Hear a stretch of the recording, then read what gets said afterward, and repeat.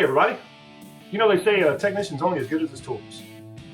Today we got a new top 5 for you. And today's top 5 is tools I couldn't live without. Now these tools that we're going to be looking at today are focusing strictly on guitar teching tools. So these are the tools that I use almost every day. These are the tools that I really couldn't do my job as proficiently without. So it's going to be a fun one. You know I like these top 5s. So let's get started. Number 5. All right, first tool for today. We're going to talk about frets. We have your handy dandy fret rocker. Very good for finding those lifted frets, for finding those uneven frets. Really good tool. You can get these for pretty cheap. You can get them for very expensive. What this tool does is you set it on 3 frets and you rock it back and forth. Hence the word fret rocker. But you can't just look at a fret rocker by themselves. Along with that fret rocker, you need a leveling beam of some kind. This is the one I use, and they're set for the different scale lengths. This is a 25.5 scale length leveling beam. Works really good. It tells you when that neck is straight. Now the reason I throw this in with the fret rocker is because you should only use that fret rocker when your neck is straight. So if you're going to rock your frets, you want that neck straight to make sure that you're looking at the right thing. And along with that fret rocker and that leveling beam, this is the tool that we use. This is a Fret Guru, and basically what it does is it's the bar that you use to level your frets. So this is what I consider almost one tool. You can rock it. If you find something wrong, you use your fret beam to straighten all that out. So that's number 5. Number 4. Guys, number 4 is a tool that every guitarist should have. It's a tool that you can't be a good guitarist without one. Whether it's built into your amp or if it's clip-on, you got to have a tuner. Now this is a clip-on tuner. This just clips on the end of your headstock and reads the vibration and gives you the tuning. Pretty accurate. This is my Peterson. It's a Strobo Plus. It is a lot more accurate. It is a benchtop tuner. It's really accurate. But being a guitar tech, you need a good, accurate tuner. I lived many years without one of these benchtop tuners. I just use those clip-on tuners or a plug-in tuner. But this benchtop tuner has been a game changer for me. Really, really dials in your tuning, your intonation. You can really get really fine-tuned with a benchtop tuner. So number 4, benchtop tuner and or clip-on tuner. I use both of them. I use this to get me close, and then I'll fine-tune with this. Number 3. Number 3 is kind of one of those overlooked deals that people don't give a whole lot of thought about unless you start teching on guitars. And that is nut files. Nut files can also be a game changer for you. I've got a set of Music Nomad nut files. These nut files are great. They are actually measured to the slot that you need. Pros and cons for this type is, in most nut files, is that one size don't fit all on these. You have to have the right nut file for that slot that you're cutting for. I have a few tricks of the trades I use with these to make sure that my nut slots are filed correctly, height. But whenever you're doing a setup, part of that setup is I'll always check the nut gaps, the nut heights, make sure they're cut properly. Newer guitars, it's nothing for me to have to use these on every string. When you change from one size string to the next, let's say you're going from 42 9s to 46 10s, you got to go back in and regap those slots. So it's not just as easy as throwing on changing strings. You got to regap them, especially when you're going up. If you're going down, normally you don't have to regap. If you're going from like 10s to 9s, you don't need to regap. But if your guitar has only had 9s on it, it's been gapped for 9s, when you go to 10s, you got to go back and regap them. So nut files, something I could not live without. All right, number 2.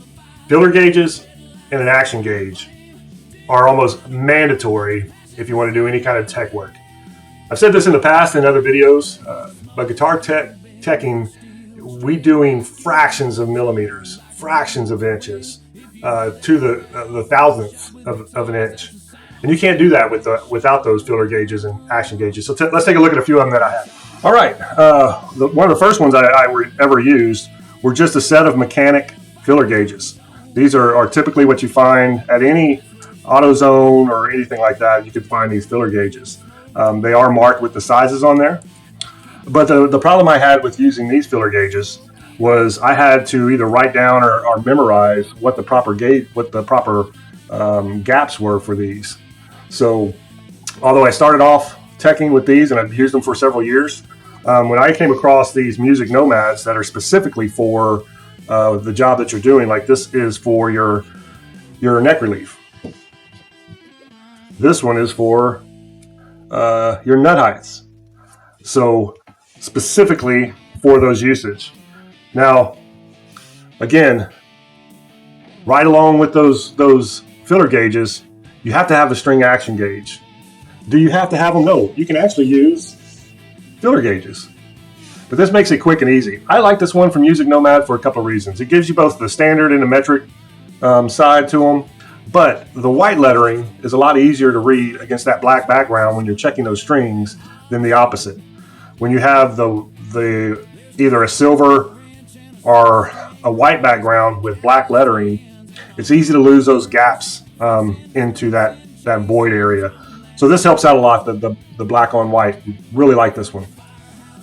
So along with that, you could have this mic gauge. This mic gauge is pretty valuable too because it'll do everything a filler gauge will, but you could use this one for measuring your pickup heights.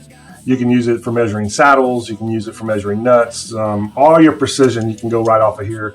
The digital ones that read out for you, that's the way to go because you can zero them out. It'll show you exactly what you're looking at. You can go metric, you can go inches, you can go fractions. It'll show you all that. So I put that along with number 2 with the filler gauges and action gauge because if you only had this, you could get by. All right, before we get to number 1, you may be asking yourself, hey, John, there's a lot of tools you've missed out of this list, man. And a lot of tools you can't live without that's not on this list. Maybe you should have made it a top 10 list. No, it's a top 5 list. And I want to give props to those tools. But what I try to do is I try to pick out tools that were specifically let you doing tech work. So what about a hammer? Oh yeah, you need a hammer. Cutters. Got to have some cutters, right? When you're putting on strings, cutting the end of the strings off. Allen wrenches all day long, man. You need an Allen wrench on almost every time you do a setup. Let's say some needle nose pliers. Hell yeah, you need some needle nose pliers. Screwdrivers, flat tip, cross tip, yep. A marker, absolutely, great tool for a tech. How about a file? Well, yeah, you need a file. One of the things all those tools have in common is that most households have those. You need those for almost all your mechanical type jobs. What I try to do here is pick out just specific tools that a tech needs that you wouldn't find in most common households. That leads me to the bonus. When we're talking about teching and we're talking about tools, the one thing that you really need to keep in mind is don't just know how to change your strings. Don't just know how to set your neck relief, or don't just know how to set intonation. Know why. Know what that's going to cause other things in the guitar if you do one of those things. So my bonus for you today is don't just know the how, know the why. Number 1. All right, guys, here we are, number 1. Number 1 tool that a guitar tech is going to use on almost every job. It's going to sound kind of silly to you guys. A neck support and a workbench. You have to have some kind of working surface to put this on. Put your guitars on. Whether you like to sit and work or stand and work, you need a good bench that's built specifically for working your guitars on, right? So let's take a look at my bench. Y'all have probably seen it 100 times, but I want to show it to you because I think it's kind of cool. Let me get that out of the shot. All right, so let's take a look at my bench real quick. Move y'all around. So I have enough room on the back side and still have plenty of room on this front side to work on guitars. But I got enough room on the back side to keep some simple brushes, some pens and markers, good soldering iron. Got to have a good soldering iron. A little tape dispenser, a little extra lighting can hold this. But let me show you something kind of cool about my workbench. My workbench has a cover over the top of it. This is a cover. I could take it off and wash it anytime. It's just a canvas type cover. It's not scratchy. It's very soft. Underneath that, I have just a folding table, and I took a yoga mat. I made sure I bought a yoga mat that's bigger than the table itself. I took it and I cut it down to fit this side, so it is cushioned. I taped this all together because I wanted to make sure it was nice and secure. It's cushioned. The sides are on it. This cover goes over the top of it nice and neatly. And yeah, man, this is a great guitar workbench. It's nice and soft, so I can, if I accidentally drop a guitar or I lose control of your guitar and it falls, this isn't going to damage it at all. I also like it because I can just take the cover off, throw it in the washer, wash it, and put it back. So number one was a good neck support and a good workbench. So let's cover out what we did today. As a recap, number 5, fret rockers and leveling beams. Very important to a guitar tech. Number 4, you need a bench top tuner and a couple of those clip-on tuners. Number 3, nut files. You're going to use those quite often, so nut files. Number 2, filler gauges and action gauges, string action gauge. You're going to have those for almost every job. What was our bonus? Our bonus was, don't just know how, know the why. And number 1, a good neck support and a workbench. All right, guys, this is Smoke Eater Guitars.